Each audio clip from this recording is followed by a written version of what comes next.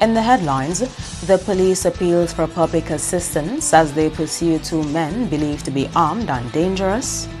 Government restates its commitment to decriminalizing cannabis. And the fire department ready for the 2020 hurricane season. I'm Andrea Louis with the Channel 5 News, back with the details after this.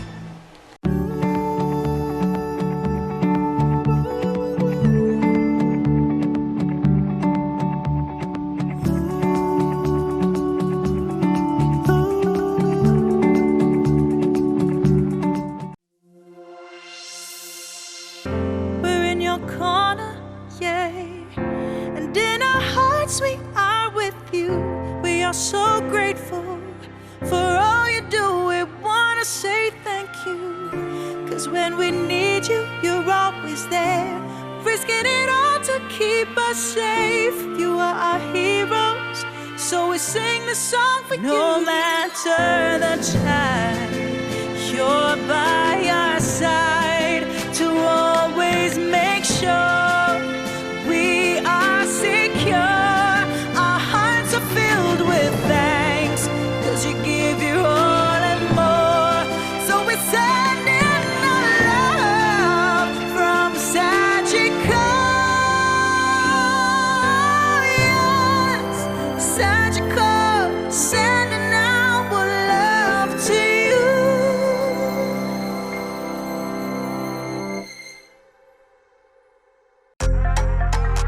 Flow helps you stay connected to what matters. Simple plans and a better network mean that you can enjoy 7 days of unlimited social messaging, 3 gigabytes of reliable data to use as you like, 700 local anywhere calls and texts with the always-on prepaid plan, all for $29. Keep your number when you switch to Dominica's most reliable LTE network. Buy wherever you top up. Switch to Flow. It only gets better. Thank you for staying with us. First up, the public is asked to be on the alert for two men believed to be armed and dangerous and on the run from the police. The two are believed to have been involved in a robbery at the Cannabis territory on Tuesday. Here is Police PRO Simon Edwards. The Commonwealth Dominica Police Force is in pursuit of two male individuals, Jarvis Alfred and Chelsea Anselm, who committed an armed robbery in Salibert today, the 16th of June 2020. The men are now on the run. The men are considered armed and dangerous. Any information leading to their capture would be greatly appreciated. The emergency numbers to call is 999 or 911. In other top stories, Prime Minister Skerritt says his administration remains committed to legalizing cannabis. The ultimate goal is to create a new industry around the hub. We have already drafted legislation that first would decriminalize the possession of a certain quantity of marijuana or cannabis, and also to allow us as citizens to be able to grow a maximum number of trees in our private property. As a matter of fact, somebody was joking with me, and they came to my farm and they said, "But Scary, the only thing you don't have on your farm there is the natural plant."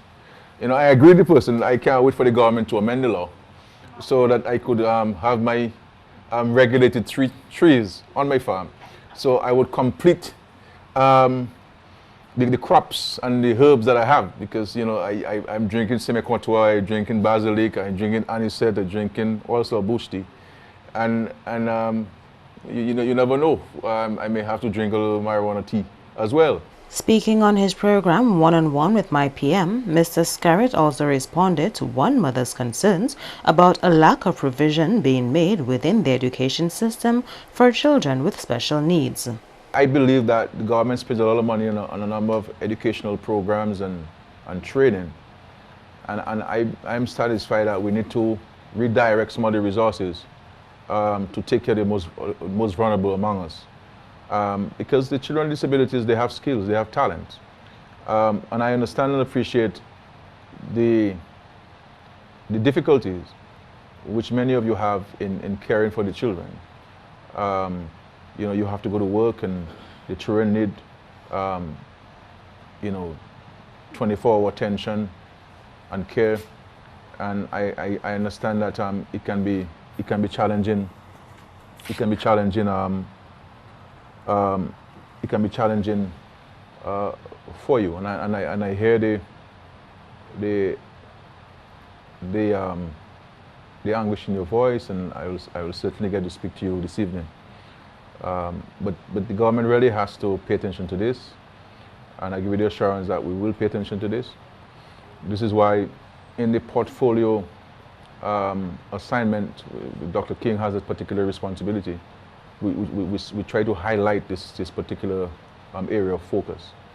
But it is something that we have to do. I know we've been in discussions with Beverly LeBlanc, who is a real champion for children with disabilities and trying to help them, and we're looking forward to signing a more formal agreement with her, because in these things you need people with an with an innate sense of passion and commitment to caring for these children, and we will certainly reach out to you, and we'll hope that some kind of assistance has been given to you by the welfare department. If not, then that will be certainly be rectified this week.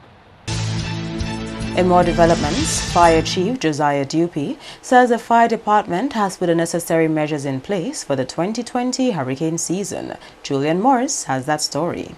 The COVID-19 pandemic has caused businesses around the country to further tweak their business continuity plan for the 2020 hurricane season, and the fire and ambulance service is no different. Fire Chief Josiah Dupie says all fire officers are on board and ready for what is required of them for the hurricane season. So there have been some tweaking to our plans, and the plans basically would be this, that we have protocols in place that would allow for persons to be signaled back to work once we have the relevant notification with regard to an impending storm approaching the island. Part of our preparation, of course, includes ensuring that we are stocked, we have fuel, adequate fuel that would keep us functional for some time until we can get our stock replenished. The same is true for food supply, because we will have to feed our fire officers. Equipment checks are also a must as to ensure the smooth functioning of the department during and out of the hurricane season. And we are quickly coming to the end of our servicing of all of our fire engines, our utility vehicles and ambulances. Again, getting into preparatory mode for the hurricane season. We routinely test our generators. So those are things that we would do irrespective of the hurricane season or not. So that is always something that we do. We have other pieces of equipment that we, like our chainsaws and pumps and so on. Those are routine. But still it falls under our preparedness for the hurricane season. The preparation is broad, including training of fire officers and having the capacity to transport convalescent individuals who need to move to shelters. In terms of our preparation, we, of course, ensure that our training and revision of our protocols regarding the hurricane season, that is something that is done. The senior officers would report to the deputy fire chief and indicate where they are. So we are really at a heightened stage of preparedness, and I think we will be ready to go. But we hope, of course, that we never go, because we do not want any storm visiting Dominica. On to educational matters, parents are being urged to help their children prepare for the Grade 6 National Assessment. The school leaving exam for primary school pupils will be held in 3 weeks' time with the relevant health guidelines in place due to the COVID-19 pandemic. Permanent Secretary in the Ministry of Education, Chandler Hyacinth, reminds parents that a lot has been done by the authorities to assist pupils, and the parents must come on board to help their children realize success at their exams. And as we encourage persons to prepare for the exams, we are hoping too that the transformative role of our supervisors of our schools will also have a key part in providing the guidance and support. Practice test papers are still available from the Ministry of Education. Curriculum guides are still available. We still have 3 more weeks to prepare. And we urge parents to work along with their children as schools are open to prepare students. The Permanent Secretary also applauded teachers for their work in preparing students for their exams using the various online platforms and other creative avenues to ensure the necessary material is learnt. The effect of our closing of schools left us to find new ways of learning. While the Ministry of Education encouraged and supported the use of e-learning for our students, students were also provided with home-based learning activities. Teachers were themselves to prepare worksheets, review past papers. Past papers were made available, and is still being made available to parents and students. We want to use this opportunity to say hats off to our teachers who took on this initiative, even if they struggled to make it work. The Grade 6 National Assessment will be held on Tuesday, 7th July from 8 a.m. to 2 p.m. The House of Nyabinghi Tabernacle will soon be able to host gatherings of the Rastafarian community. Here is Julian Morris with more. Restoration work on the Tabernacle located at Injirodale began years ago when the structure was destroyed by a fire. The building was minimally affected by Hurricane Maria almost 3 years ago, while another structure on the property had sustained more significant damage. Representative of the House of Nyabinghi, Rassiwatu, says restoration work on the Tabernacle has slowed down a bit, but the community is hopeful to start holding gatherings in the near future. Right now, in the structure, the House of Nyabinghi, the physical structure, we have our roof up and we have like the building is up, but what we're doing now is like we're trying to seal out the inside. If like we can have like our seats or altars or internal fires as we normally have internal fireplace, and like trying to seal out everything so when we open it to the public, we can have like people can actually come and see like the whole ritual taking place in an orderly fashion. Because like we're to invite people right here now, it's like work's been going. You'd find tools there, materials there, they're not proper. In addition to the main building, there are also plans to construct a smaller structure on the property. Maria bring us to just take a pause. You know, the hurricane bring us to take a pause, like where we see like structures were compromised. So we have to restrain from that and to invite people that we need to have shelter for the people. You know, so like because we only have right now we only have the tabernacle structure on the land. So like we're trying to build a next structure. We can host people, even youths and family when they come around, and just to take the vibes forward, because we know we need that connection as a spiritual foundation on our land, and just asking the brothers and sisters and the families of Rastafari and the public in general in Dominica to hold strong. Initially, material used for the renovation was sourced through donations. However, the House of Nyabinghi membership has decided to provide the resources for the rest of the restoration works. Some people donate and we purchase our materials, because collectively we purchase our materials. We don't really go and ask people for materials, because that is our strength, that is our effort, our works. So we try and purchase our materials every time we come together, put a little change and purchase our materials. You know, and in at the beginning we had some donations, and then that brought us a certain level, and then we decided like now it's for us to continue on our own. You are watching the Channel 5 News. Stay tuned for more after the break. A new in-home experience is here. All your services bundled into one simple plan. Faster, more reliable Wi-Fi so that you can binge, play, and stream uninterrupted.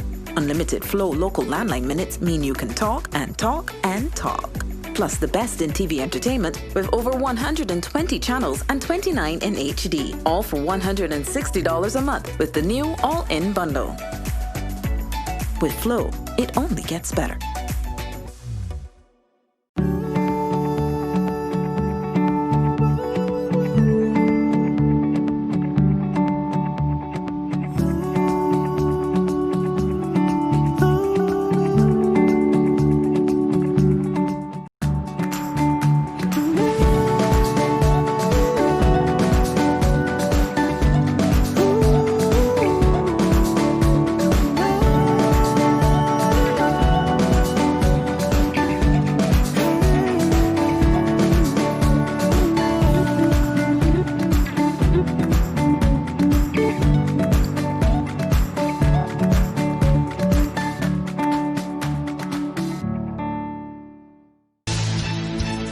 Welcome back.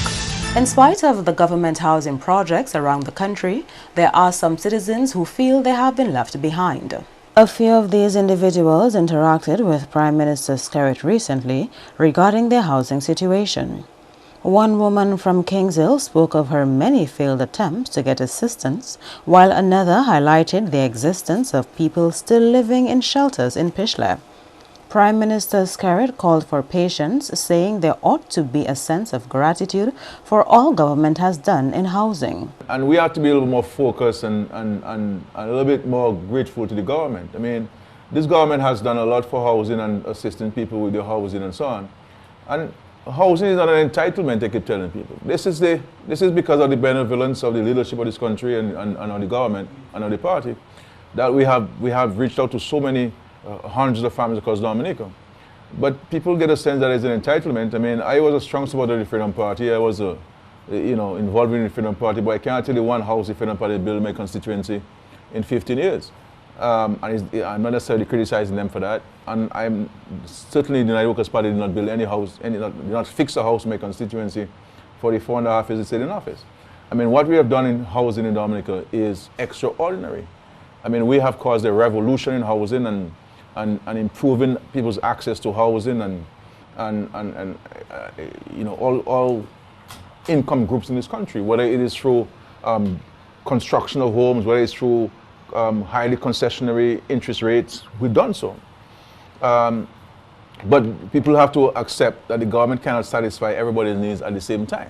Mr. Skerrit says while he is aware of the Maranatha Square situation, government has been able to place a number of people from that area into new homes even before the people of Petit Savan. And sometimes we're human beings, and sometimes you almost get discouraged by the comments that people make. About these things. We have to, in this country, show a greater sense of gratitude. And I keep telling people, I don't want people to say thanks to me, because I am just a messenger, I'm just an instrument, of doing good. But we have to minimize this unnecessary rancor and so on. And wait our turn. Let's pray to the Lord that our turn will come, and our turn will come. And for the lady from Kingshill, I'm not sure. I mean, we have this $40 million World Bank housing project. The question is, did you apply for this project? Did you apply? This project is about to start. We have to engage and engage ourselves and position ourselves to take advantage of the opportunities that are available.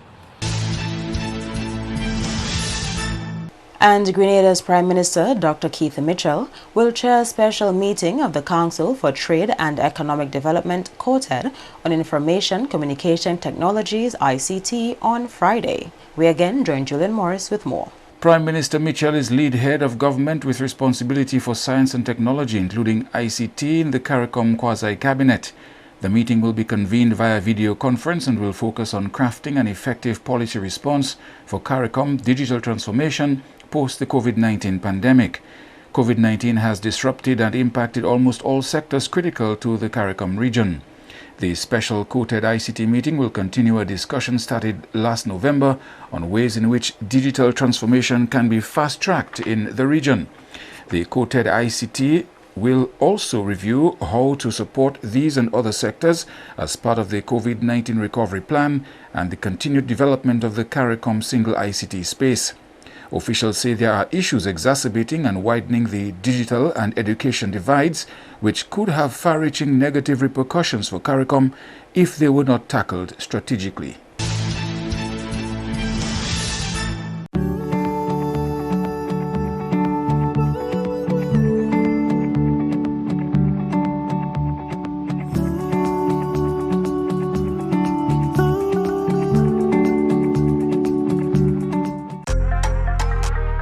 Helps you stay connected to what matters. Simple plans and a better network mean that you can enjoy 7 days of unlimited social messaging, 3 gigabytes of reliable data to use as you like, 700 local anywhere calls and texts with the always-on prepaid plan, all for $29. Keep your number when you switch to Dominica's most reliable LTE network.